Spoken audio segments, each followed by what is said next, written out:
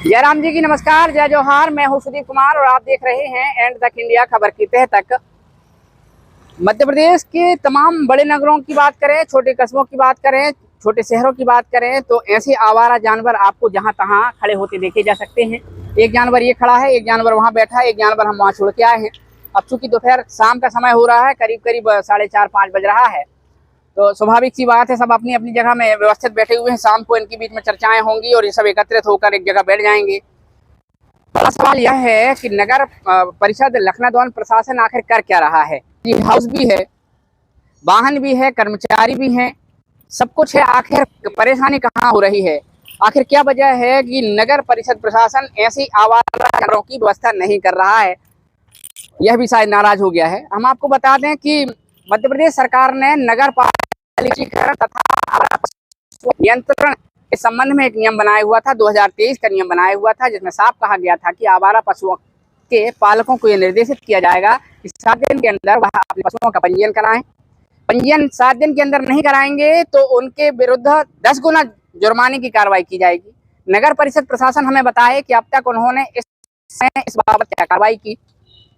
आखिर क्या वजह है कि लखनदौन शहर के बीचों बीच जहां तहां यह बदनुमा दाग की तरह सड़क पर बैठे जानवर, आवारा जानवर देख सकते हैं, खड़े देखे जा सकते हैं।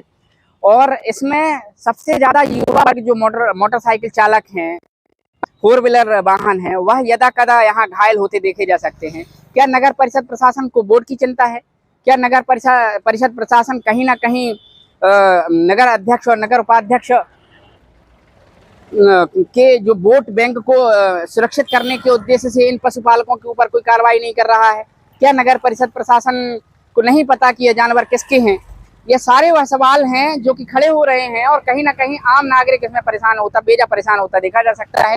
एक जानवर ये खड़ा है, एक जानवर वहां है, वो चला रहा है, एक वो सो रहा है। बड़ा सवाल यह है कि नगर परिषद प्रशासन को समस्या कहाँ आ रही है? कर्मचारी भी हैं, हाका गैंग जिसे कहा जाता है, गाड़ियां भी हैं जिसमें भरकर जानवर बाहर किए जा सकते हैं, कांजी हाउस भी है जिसमें बंद करके उन्हें सुरक्षित भी किया जा सकता है।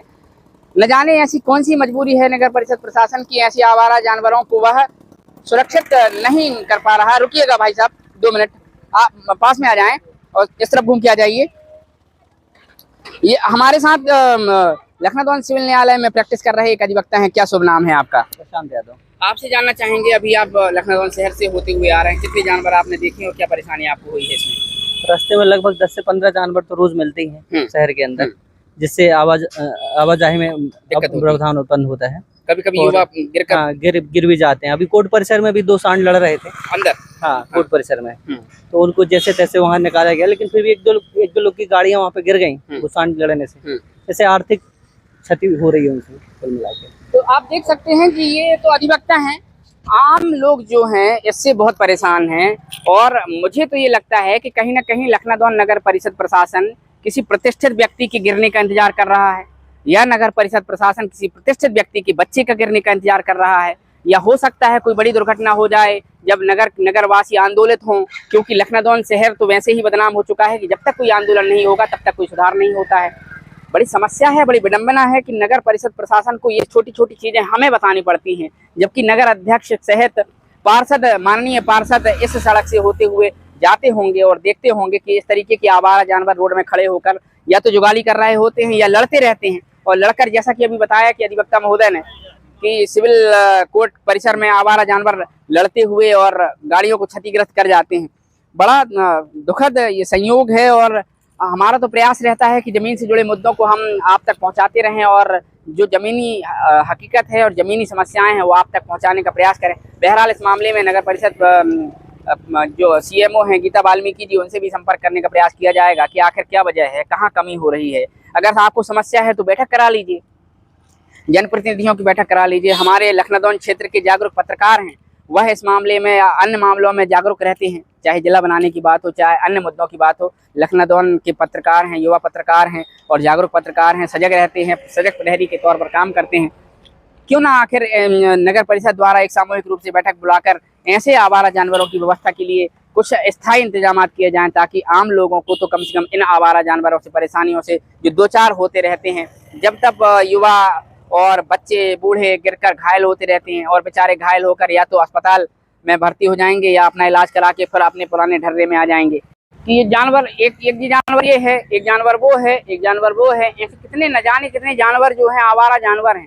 और ऐसा नहीं है कि नगर परिषद प्रशासन को जानकारी नहीं है या इनकी यहाँ के कर्मचारियों की जानकारी नहीं है।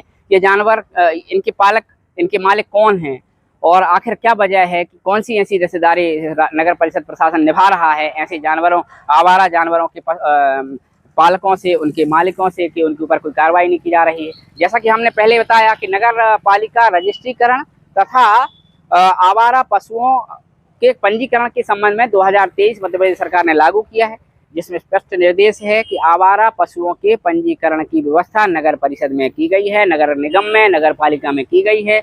यह नगर पालिका और नगर निगम, नगर परिषद की जवाबदारी है, जवाबदेही है कि वह ऐसे आवारा पशुओं के पालकों को सूचित करे। अगर वह उनका रजिस्ट्रेशन पंजीयन नहीं करा रहे हैं तो उन पर 10 गुना जुर्माने की कार्रवाई भी कर सकती। न जाने ऐसी कौन सी मजबूरी है कि नगर परिषद प्रशासन ऐसे आवारा जानवरों और उनके पालकों पर अभी तक कोई कार्रवाई नहीं की है। बहरहाल हम इस मुद्दे को पुनः उठाएंगे, अगर कार्रवाई नहीं होगी तो इसको बृहद स्तर पर उठाने का प्रयास करेंगे। बने रहिएगा हमारे साथ और देखते रहिएगा हमारा लोकप्रिय चैनल एंड तक India. Camera person Pappu Yadav के साथ सुदीप कुमार तिवारी की रिपोर्ट। जय राम जी की, नमस्कार, जय जोहार।